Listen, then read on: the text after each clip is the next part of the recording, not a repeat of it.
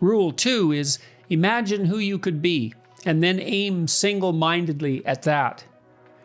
This paragraph is taken from a chapter subsection entitled, Who Are You? And Who Could You Be? An unforgettable story captures the essence of humanity and distills, communicates, and clarifies it, bringing what we are and what we should be into focus. It speaks to us, motivating the attention that inspires imitation. We learn to see and act in the manner of the heroes of the stories that captivate us. These stories call to capacities that lie deep within our nature, but might still never develop without that call. We are dormant adventurers, lovers, leaders, artists, and rebels, but need to discover that we are all those things by seeing the reflection of such patterns in dramatic and literary form. That is part of being a creature that is part nature and part culture. An unforgettable story advances our capacity to understand our behavior beyond habit and expectation toward an imaginative and then verbalized understanding. Such a story presents us in the most compelling manner with the ultimate adventure, the divine romance, and the eternal battle between good and evil. All this helps us clarify our understanding of moral and immoral attitude, personal and social. This can be seen everywhere and always. Question: who are you? Or at least, who could you be? Answer: part of the eternal force that constantly confronts the terrible unknown, voluntarily. Part of the eternal force that transcends naivety and becomes dangerous enough in a controlled manner to understand evil and beard it in its lair. And part of the eternal force that faces chaos and turns it into productive order. Or that takes order that has become too restrictive, reduces it to chaos, and renders it productive once again.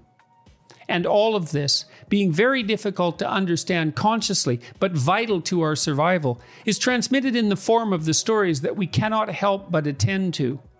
And it is in this manner that we come to apprehend what is of value, what we should aim at, and what we could be. So chapter 2 is imagine who you could be and then aim single-mindedly at that. And for me, after being on tour with you, I think that's something that got into me through osmosis, that I would be on stage, and even though everyone was there for you, I thought, hey, I'm part of this somehow. This thing, somehow I became part of this. And then once I realized that when the PA announcer said my name, that those people knew me, I thought, that I'm me. I'm the guy they're talking about. Like, I'm doing something. And then it helped my aim. It helped my aim. And I wonder how many people just don't know how to aim because they have no experience like that, something like that. Well, that's part of what tradition is supposed to teach you by presenting you with examples of great people of the past. The lesson is not supposed to be exactly bow down and worship these people. Mm-hmm. It's be like them. Be like them. And you could be. And I mean, that's really the goal of the humanities. When it's the humanities, if that's the goal, then students will study the humanities. As soon as that ceases to be the goal, then there's nothing of value there. I mean, great literature tells you the great story of good and evil, always. It's good and evil against a background of chaos and order, always. And the evil characters are there to be bad examples, and the good characters are there to be good examples, or you see the interplay of those forces within a single person.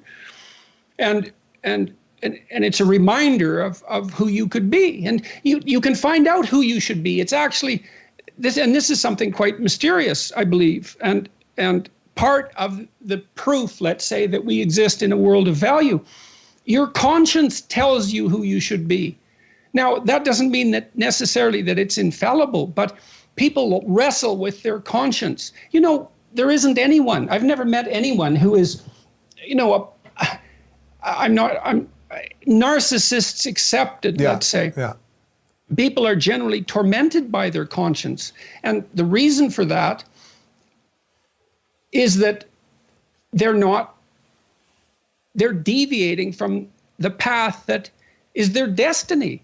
I mean, and if you don't think that, well, then what do you think? What do you think that conscience is? I mean, I've asked my classes repeatedly, do you have a little voice in your head that tells you when you've done something wrong or you're about to, or a feeling? And they all immediately agree with that. No one finds that a foreign concept. And so if you don't know who you are, your conscience will remind you when you're not, or sorry, if you don't know who you could be, your conscience will remind you when you deviate. And then you can start to attend to that. Think, well, look, I'm actually ashamed when I do this. I should stop. Unless I want to be ashamed all the time, it looks like I should stop. And then maybe you stop doing that, and then your conscience objects to something else, and maybe you stop doing that. And as that happens, you start to develop a vision of who you could be. And the chapter indicates it looks at symbolic representations. It's an examination of a certain symbolic representation of the ideal. And so it's my attempt to assess tradition for what it can tell us about what the ideal human being might be like. And the ideal human being is the person who forthrightly upholds the traditions of the culture and forges a way into the unknown. We went through that, and pulls new information in and rebuilds himself and the world. And that's who you could be. And now the difficulty comes in figuring out how to do that within the confines of your own life. So in some sense, that's how to bring the divine to earth. There's this divine pattern, but it's general. See, this is one of the mysterious things about Christianity that's so remarkable about it, is that there's the Christ that's eternal, the Word of God, say. So it's a representation of something absolutely transcendent, but it's married to the particulars of one particular time and space. And obviously, critics of Christianity regard that as one of its major flaws. You know, that there's this idea of God who is a carpenter in some out-of-the-way place, in some out-of-the-way time. But you're someone in an out-of-the-way place at a particular time and place. And for you, what that means is that for you to make contact with the highest of values, you have to bring that down to your particulars and figure out how you do that. It's going to be a way that no one else does it, because you're the only one that's you. But you can aim at something. And the point of the chapter is that you aim at something, and that will shape you as you move towards it. And then your aim will change. You'll move. But that doesn't matter. It gets you going. And you'll be molded across time more and more into the person you could be. Can you talk about that just from a personal perspective, as someone that I've seen do it? I mean, I that's what I saw you do every night. You would take your intellectual curiosity to the end of where it would go. Sometimes you would get off stage and say to me, oh, you know, I took that as far as I could tonight. And then the next night you would go a little bit further with it, or a little bit further. And I knew there were moments, because we did so many shows, I knew when you were a little past where you would want to go. And then I could see you come back. But can you talk about what that was like for you in terms of your life, how you felt, how time felt, how the relationship with the audience felt when you're doing it right? Because I feel like people don't know that. When you're doing it right, what does it feel like? Well, to begin with, and this happened when I was in graduate school, I had a lot of bad habits. I smoked like a pack of cigarettes a day, and I drank a lot. I came from this little town in northern Alberta, and like many little towns, especially in northern Canada, the alcohol overuse is de rigueur. You know, and so I noticed when I was in my early 20s that the only time I really regretted what I had done was when I was drinking. Now, it was also interfering with me writing, because I couldn't concentrate well enough if I was hungover, but I also couldn't really I couldn't tolerate the emotional strain of what I was writing about when I was hungover. It was I couldn't handle being on the edge, because I had destabilized my nervous system. In any case, I stopped drinking. And the reason for that was, well, I decided I didn't want to be ashamed of what I was doing anymore. I thought, well, maybe I could not do things that were shameful and then see what my life was like. So that was sort of on the negative end, the constraint end.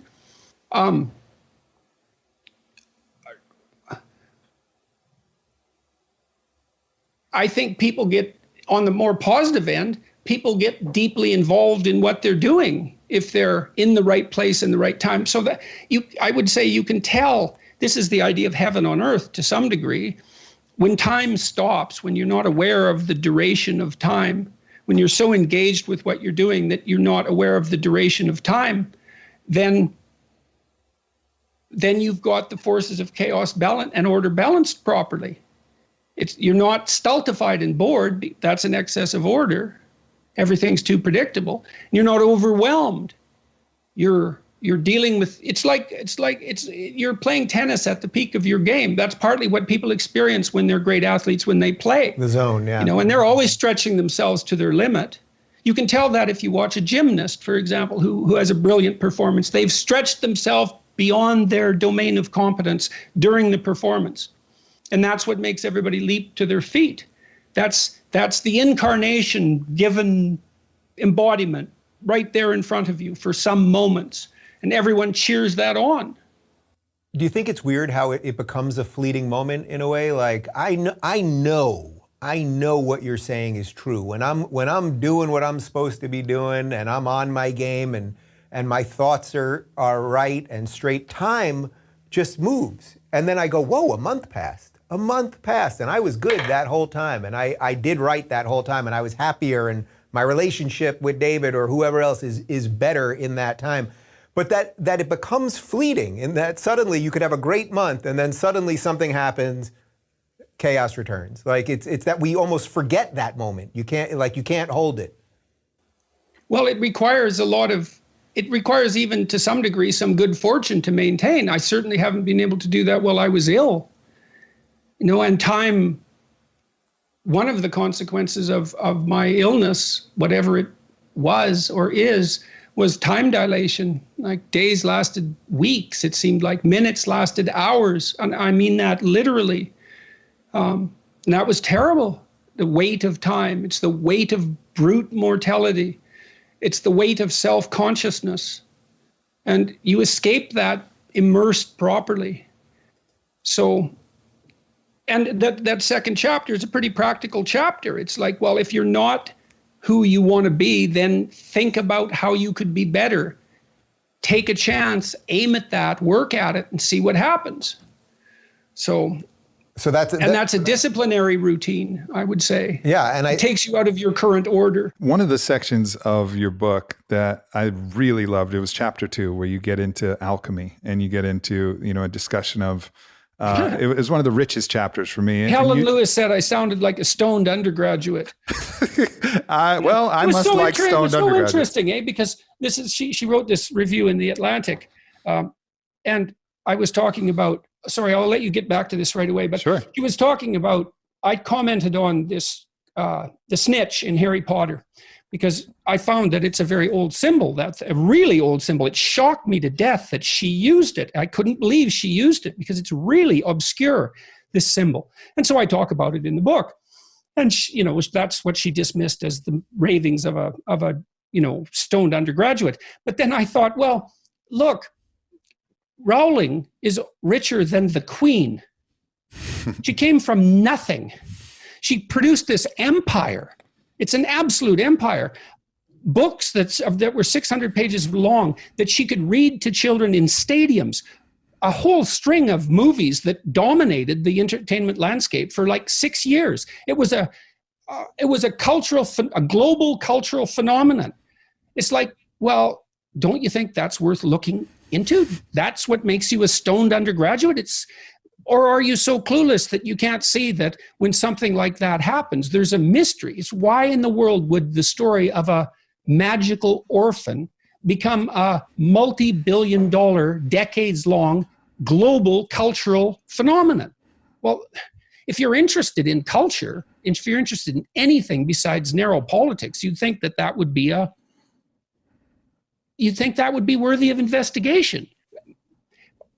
It's not easy to see these things sometimes for the mystery that they are. No doubt. So, and I think it's what you say about stories. Stories can be true stories. The story of Harry Potter and the Snitch is a true story because it's in resonance with a real idea, something that's in the collective consciousness, something that's in our primordial psyche in a way. And so when we hear it otherwise portrayed, it wouldn't be collective. Exactly. We wouldn't all enjoy it. And look, we can go to those movies. We suspend disbelief willingly, instantly, and we get immersed in the story. That's magic. That's magic. What's going on? It's worthy of investigation. Yeah. So anyways, I sort of sidetracked that. Well, that's actually exactly where I was going. So okay. I'm going to read this section, and you're talking about the snitch as the alchemical symbol of the round chaos. And you say this: the seeker is the person who is playing the game that everyone else is playing, and who is a disciplined expert at that game, but who is also playing an additional higher order game, the pursuit of what is of primary significance. The snitch, like the round chaos, can therefore be considered the container of that primary significance. So for those of us who don't know the Harry Potter movie, there's a game called Quidditch, and it's basically like lacrosse, and you try to get the ball in the goal, but there's a seeker who actually is seeking this magical golden orb, which has alchemical kind of roots in the round chaos. And if they seek that, the game is over, and it's been given that, additional, as you say, primary significance. And this concept was really, really interesting to me to have it unpacked, because I watched some Harry Potter and I saw it and I saw the game. That, of course, didn't occur to me. It was just like, oh, this is the rules to this game. But then I realized in my own life, there's the game that I'm playing. Oh, I'm running on it and I'm doing these things. But what is my snitch? What is my round chaos? What is that ultimate higher order potential that I'm seeking?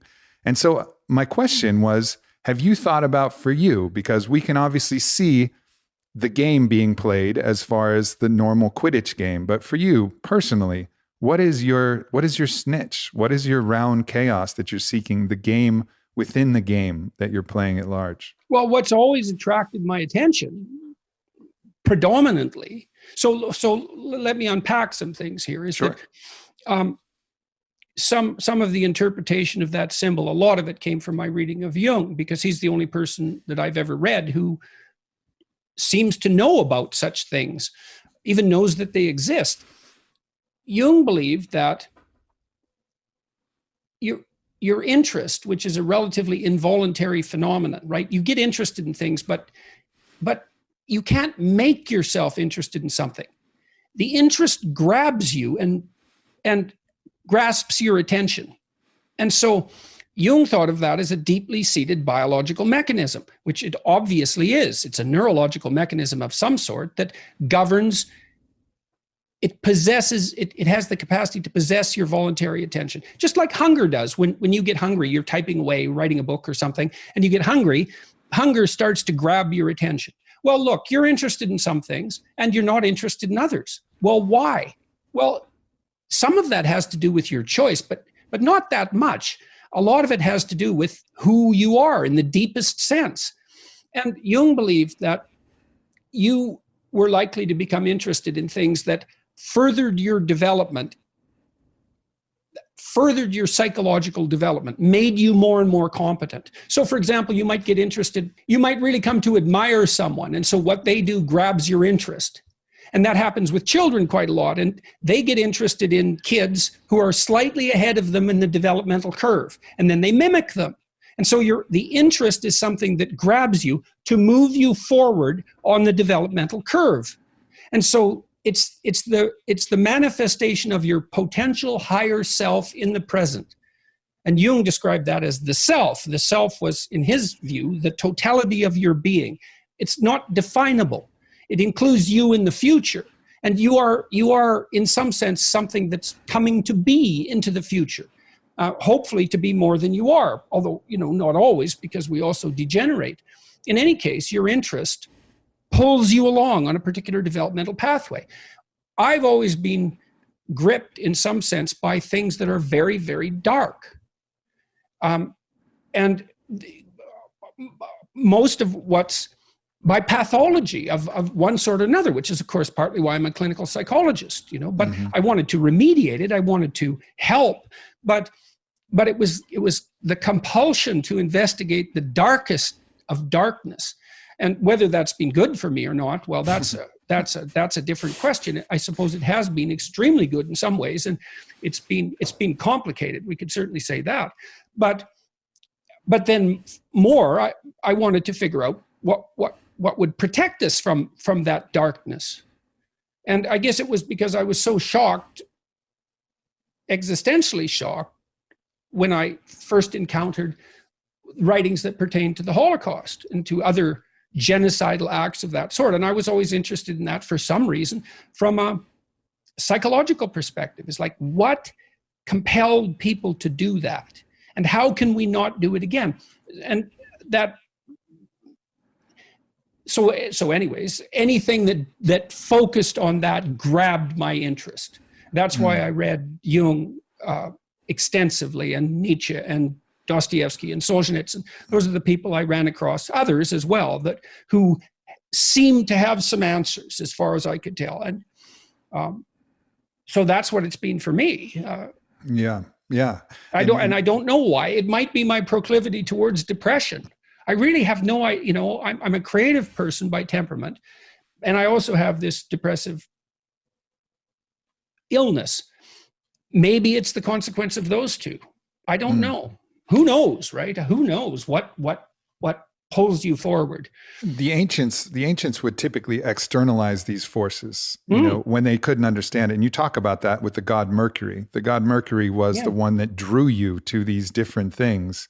But he's got wings and he flitters, and that's what your attention does. It pulls. It's like in Up, that Pixar movie. Every time there's a squirrel, the dog. That's their snitch. That's the grip of instinctual forces. It's very comical, but and see, in human beings, I think it's unbelievably sophisticated, because I do believe that we're compelled to follow a line that leads to our further development. And I do think that involves mimicry of the hero, for example. The hero, psychologically speaking, is that figure which represents a potential stage of development for you.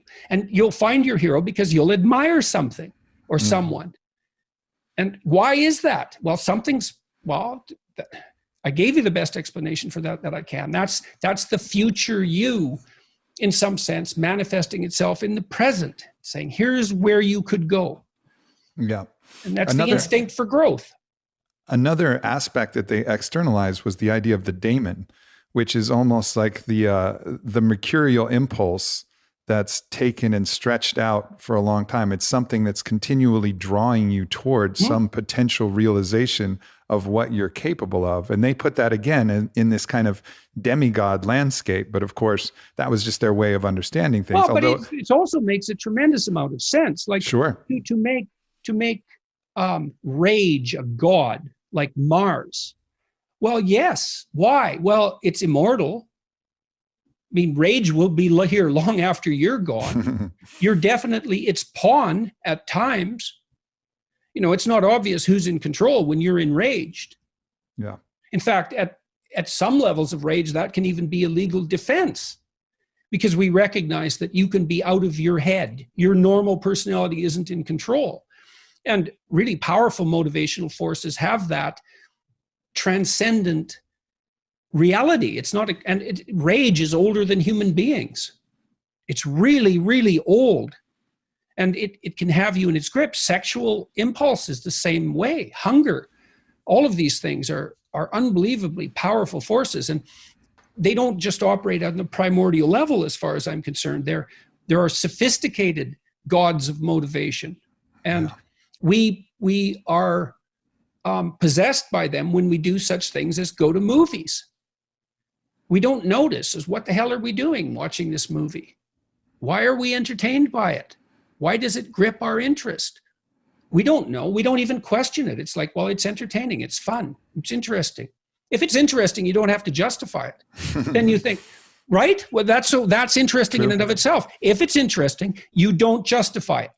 And then someone can tap you on the head and say, look what you're doing. And you think, oh yeah, that's kind of odd that I'm doing that. What the hell am I doing standing in line for 3 days to see Star Wars when I'm an atheistic engineer? Right. What's going on here? Oh, look at that. It's a religious impulse. Yeah. And I don't have a religion. And so this is filling the gap. And that's why I go to Star Wars conventions. And I'm possessed by something that I haven't pursued. One of the things that you wrote was really powerful for me to read, because to me, I think it described my snitch, my round chaos, that thing that I'm seeking underneath the games that I'm playing. And so I'm going to read this little snippet here. Who could you be?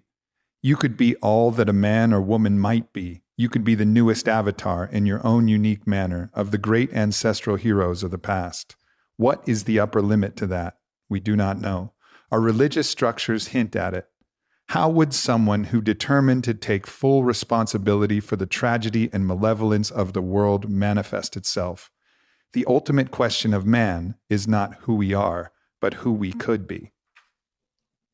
That's it for me. I mean, for me, I read that. I was like, yep, that's it. There's the snitch with its wings and its golden, mercurious allure that I'm really chasing underneath all of this. And I enjoy all these other things, but who could you be? Exactly. You see that in children. I watched little children play, and what they're doing, they're attempting to grow forward, but they toy with identities. My little granddaughter, I wrote about her in this book too. It's so funny watching her. She had Pocahontas, the Disney movie, and she had a Pocahontas doll, and she watched that movie a number of times. And then it's been a year now. She's only 3.5. For a whole year, she has two names, Scarlett and Ellie. And one's her middle name, but she's called one or the other, and seems to be perfectly comfortable with both. If you ask her if she's Ellie, she'll say yes. And if you ask her if she's Scarlett, she'll say yes. But if you ask her if she's Pocahontas, she'll also say yes. And then if you ask her if she is Scarlett, Ellie, or Pocahontas, she'll say she's Pocahontas. And she's been insisting on that for a whole year. And so she's playing out this role. I don't know how much of her imagination is devoted to it, but enough for this that's, if you're, how old are you? 40 something? Just turned 40. Yeah, okay. So, imagine that you had a fictional identity for 15 years. That's approximately the same relative length of time. And the kids, they weave up a fantasy world, and then they play out an identity in that. And then they weave out another fantasy world, and they play out an identity with that. And they shape that identity by their interactions with other children and adults. And hopefully they find an identity that suits them, that other people also accept. Because your identity has to be something that other people accept, or it isn't going to work for you. But that's all part of this exploration of who they could be. It's the play is, in fact, the exercising of that realm of possibilities. And so a good father, a good parent for that matter, but I think at least is an archetypally paternal role, puts a border of security around the child, and the mother might be inside that border of security when she has young children. And play can take place there. And the play is the investigation of multiple identities with the hope of finding one that is functional, that is also socially desired, because those things can't be dissociated. One of the reasons I think that the identity politics has bothered me so much, speaking of snitches, it's bothered me. It's like, this bothers me. And I've only recently realized that some of it had to do with what I saw as limitations on free speech, which is I have to say the words that, some authority or some population demands that I say, which I don't like. Mm-hmm. But there's something else too, which is that it's based on a very misleading theory of identity. Your identity is not just how you feel about yourself at this moment. And you can't impose that on other people because they don't know how to deal with that. Like, even if they wanted to, they wouldn't know the rules of the game. You have to negotiate your identity with other people. And so then you have to think of identity as something that's negotiated with other people. And so if you have an implicit theory of identity, like the one that seems to be increasingly dominating the cultural landscape, which is identity is something that's only subjectively determined and can also change from moment to moment, then you're misleading people as they develop because they come up with a very unsophisticated notion of what identity is. And that's not good, because that's core. And part of your identity is your value to other people. That's a huge part of it. And that's not subjective. That's other people make that decision. Yeah. So, and you talk about that in, I think it's chapter 3, where you say that's one of the ways we keep our sanity is talking to other people and the interaction with our community and all of these other things that isolate us more and more to a single subjective perspective is going to lead to a certain madness. It is definitely. Exactly. Well, I tried to impress upon some of the trans activists that were after me when I first made some public statements. I said, look, I didn't say it this eloquently, unfortunately. I said, what I would have liked to have said now, at least, was it isn't obvious to me at all that your theory of identity is going to serve the function that you assume it is. It's not psychologically sophisticated enough. It's not sociologically sophisticated enough. You can't insist that other people play a game that they don't know how to play, especially when you also don't know how to play it, except to say that it exists. So, and this sanity issue is, a lot of us is externalized because we're such social creatures.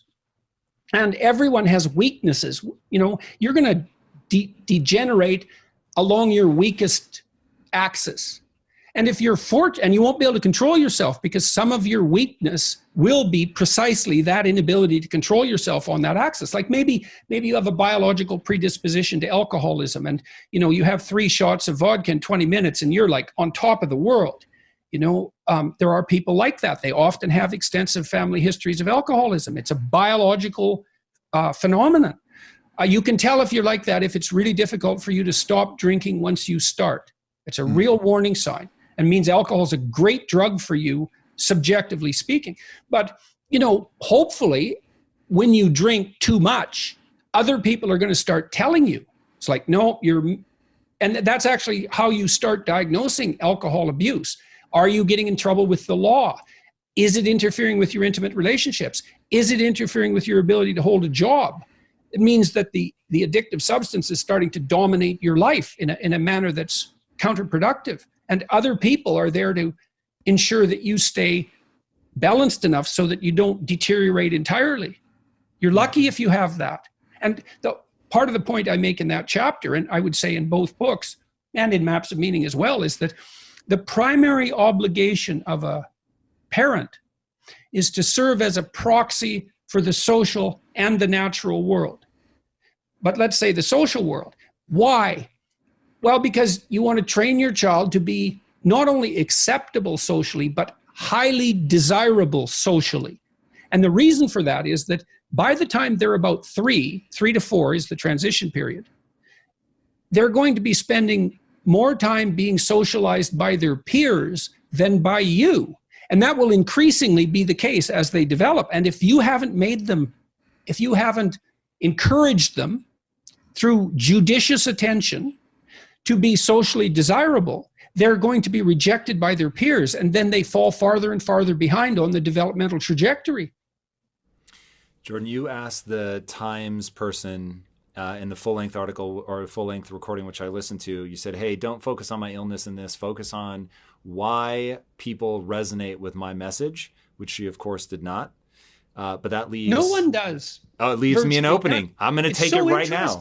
It's so interesting to see that, is that it's so interesting because, the only time that ever gets addressed is by the mainstream media. Jesus, a horrible cliche, but it's usually sort of brushed off. And it's usually, well, he seems to be attractive towards young men who are troubled. Well, first of all, that's not so bad, is it? I mean, hypothetically, the most ardent feminist is primarily concerned with helping the troubled young man not be so troubled. But it's brushed off in a cynical sort of way. And the cynicism is also disbelief that could possibly be serious. A serious enterprise. Well, I think it's a serious enterprise. Why do you think they resonate with you? I think it's because who knows the final answer to anything, but I took what I learned about what happened in the Second World War seriously. It's like, wow, we can be really bad. We should do something about that. Like, that was unacceptable. Well, was it or not? Well, how unacceptable? Was it change your life unacceptable? Better be. if you want it not to happen again. And it's not like the next time it happens will make the previous time look like a picnic. We're way more powerful than we were. You know, and we're getting to the point, this is something Jung talked about, especially near the end of his life. We're getting so powerful that each individual is now a force of almost unimaginable destructive power if they so choose to be. And that's just going to, that power is going to continue to increase. And what that means is that the degree to which each of us has our act together is going to be something upon which the world increasingly depends for its maintenance. I'm going to add something to why I think people resonate with you so much. In the book, you encourage people to think from an evolutionary perspective, which I think is incredibly important. And I think what you offer people is, one, we all struggle with our own internal demons, and you allow people to see how that's a heroic endeavor, maybe the ultimate heroic endeavor, to conquer that inside of yourself. And then going back to the beginning of identity being a function of behavior, by helping people begin to identify as the hero, engaging in relatively straightforward behaviors like cleaning your room, or like in the new book, making an area beautiful, refusing to give into resentment, aim at one thing, which fuck was one of my favorite parts of the book, and see how extraordinarily good you can get at that. Like when I think about that's a good thing, is you got to aim at something. It's like, otherwise your life is meaningless. Well, what should you aim at? Well, I don't know. Well, pick something. Pick something. Aim at it. As you move toward it, you'll get wiser. Then maybe your aim will change. That's okay. But at least it'll change in an informed way. It's like discipline yourself in one dimension. See what happens. Well, that's exciting. And I think that's something that's open for everyone. You can do that. I shouldn't say that, because I don't believe that. I think you can find yourself in a situation that's so dire that there's no escape from it. But that doesn't matter, because this is the hero myth might not be, the best we have might not always work, but it's still the best we have. And the fact that it might not work doesn't mean we should throw it away. It's still the best we have. I mean, everyone dies, and so we fail in some sense. The fact that a symphony ends doesn't mean that it wasn't worth listening to. Yeah. When you put that in an evolutionary context and you acknowledge that people are compelled by biology to strive, they're compelled by biology to progress, they're compelled by biology to be courageous, that they will be rewarded for being courageous neurochemically. They will be punished for being a coward neurochemically. And yeah, well, think about, the thing about that biological explanation too is that we've been social for a very long time. We've been social for so long that our social nature is programmed into our biology. And so you'll be punished if you're not useful to other people. Yes.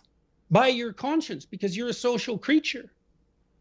And the question is, well, how could you be most, here's another question that starts to verge on the religious. What does the most useful person look like? Well, who is everyone hoping they'll meet? And that's a genuine question. And that's the ideal. The ideal is the person everyone's hoping they'll meet. That's Christ in the Christian culture, psychologically speaking, independent of any religious claims. So that's this is, I suppose, the essential idea of the archetype from the Jungian perspective. We have the image of an ideal, and because it is the ultimate ideal, it has a religious element. It's compelling. It's a judge. Why is it a judge? Well, if you fall short of the ideal, your conscience punishes you.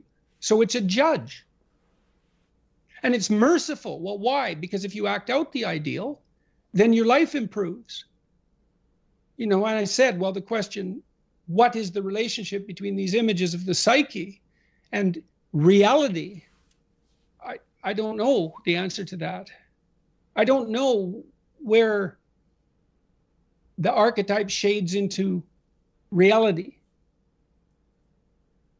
It depends to some degree on how you define reality. And, this is, people don't like that statement. But when you're asking questions that are deep enough, you start to have to ask, what do you mean by true, for example? What do you mean by real? Because the questions you ask get so deep that they're of the same kind as the question, what is real or what is true? Think of it this way, reality is what we adapt to by definition. That's reasonable. If you're a Darwinian, you have to say that's actually as far as you can go. Reality is that which shapes us. You can't get a better handle on reality than that. Well, when you make a picture of objective reality, it's not the same as that. It's a different picture. And it's not obvious which one should play trump. Now, the hero myth, as far as I can tell, is an evolutionary artifact. And that means that for human beings, that the hero image is the path of optimal adaptation. Does that reflect reality? Well, it does insofar as reality has selected that. Well, does that mean that reality is a story? Because the hero myth is a story, or at least that's one of the things it is. Does it mean that reality has a narrative aspect? Well, it does insofar as we act things out. Does that mean that reality is ultimately a story? Well, I don't know. But the answer isn't obviously no. In Rule 2, you say to imagine who we could be and then to aim single-mindedly at that. But reality gets in the way of you reaching that potential, and it can hurt. How can people cope with the pain of unreached potential?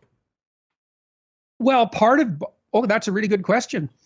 Look, every ideal is a judge, right? So you posit an ideal and instantly you're in inferior position in relationship to that ideal, and that can be crushing. Okay, so what do you do about that? Well, one answer is no ideals. Well, that's not a good answer because then you don't have anything to do, right?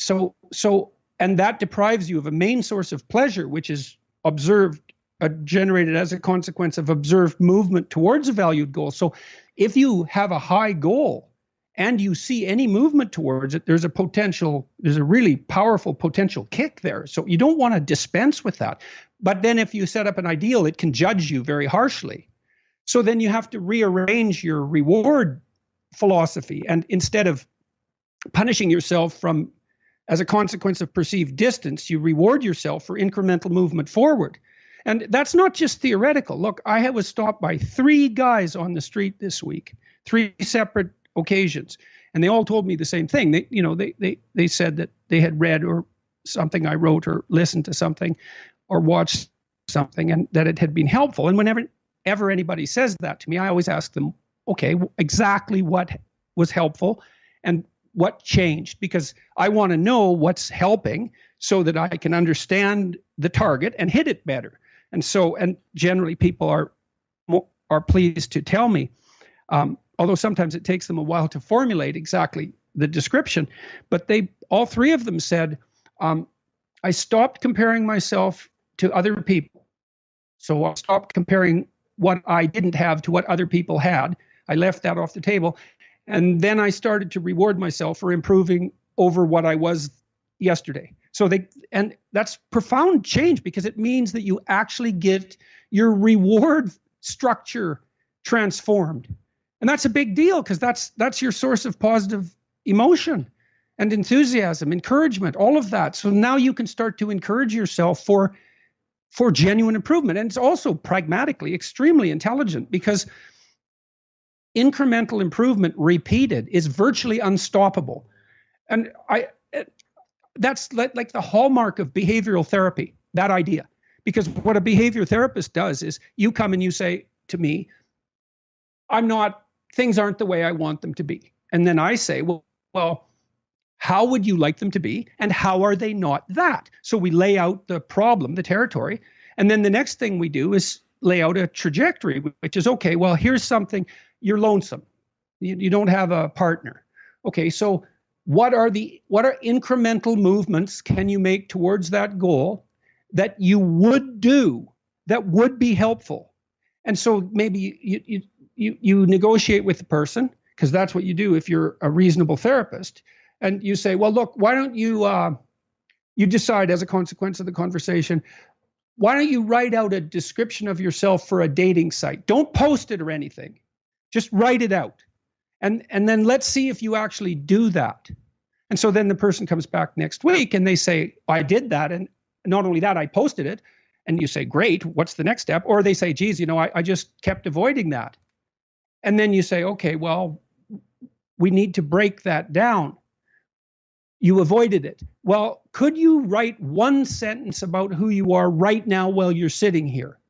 And sometimes they can do that right away, or sometimes they can't. And then you make a microanalysis of that. And what you do is you reduce the magnitude of the move forward until you hit the point where you actually will do it. And that's like the secret to good negotiation as well. If you're negotiating with your wife, maybe you want one of her behaviors to change. And then obviously she has to be on board with that. And hypothetically, that's going to be a reciprocal process. But what you want to do is find a small improvement that is measurable, that's implementable, that will be implemented, that you can then reward. And that's how you can have your ideal. You can have whatever ideal you want as long as you're willing to reduce your movement forward to achievable increments. But that's okay because they compound.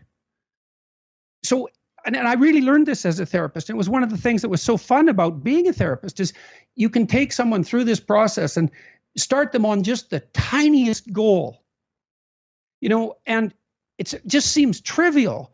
But they'll do it, and then they start moving faster and faster after that point. Once the direction has been established, and people make incredible improvement over, not unreasonable spans of time, a few months, maybe a few years, but which is not nothing, but it's not decades.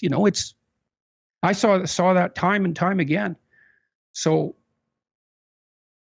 aim high, but reward yourself for small incremental improvements, especially ones that repeat every day. Imagine who you could be and then aim single-mindedly at that. That was a tricky one to have you do because the chapter is an analysis of an old alchemical drawing. And so you had to be constrained in the recreation of that because it had to duplicate all the elements of the original drawing or my chapter wouldn't have made any sense. So, which made it easier for me. Being constrained is easy. I knew exactly what's supposed to be there. Yes, well, people with an artistic temperament, or maybe people with a wannabe artistic temperament, often rail against constraint, but you want a lot of constraint, generally speaking. Otherwise, you drown in choice. Mm-hmm. And that's a big problem. So this chapter describes this picture as a story that proceeds from the bottom up. You can take it in at a glance, but it also proceeds from the bottom up. And it's the emergence of personality, well-developed personality from nothing in some sense, or from potential. That's another way of thinking about it. And it's an unbelievably sophisticated image, and which is why it takes me a chapter to unwrap some of it. So what was the experience for you of working on this image? I figured I was looking for one of the paintings to make inverted as opposed to black figures on white background, which is usually the case. I've done it inverted and I loved it. I loved how it's black as opposed to every original I saw on the internet. That makes it very magical. There are the dragon there. So the way the picture works, just as a hint, is that, well, the bottom sphere in some sense represents that which attracts your interest, and then that can transform itself into that which you're afraid of. So you might have an ambition, for example, to pursue something you're interested in, but then that turns into a dragon because you're afraid of pursuing it. But if you do confront it, then that turns into you. That helps you develop your personality. That's that image in a thumbnail. There's much more to it than that, of course. I love it.